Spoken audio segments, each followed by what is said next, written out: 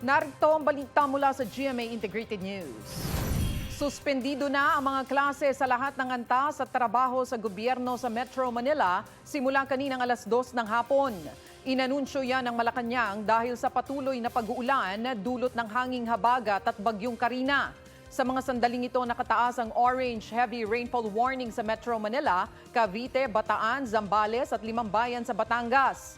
Yellow rainfall warning naman sa Pampanga, Bulacan, Tarlac, Rizal, Laguna at iba pang bahagi ng Batangas. Paalala ng Pag-asa, may banta ng pagbaha sa mga lugar na yan. Magtatagal ang mga babala ng malalakas na pag-ulan hanggang alas 5 ng hapon.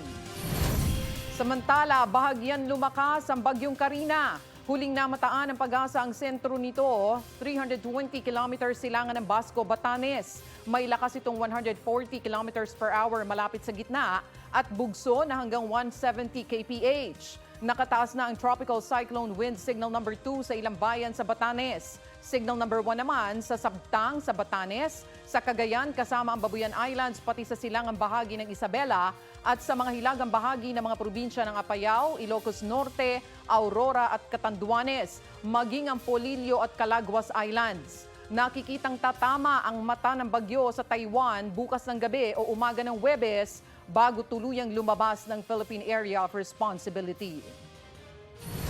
Para sa mas malaking misyon at mas malawak na paglilingkod sa bayan, ako po si Tony Aquino ng GMA Integrated News, ang News Authority ng Pilipino.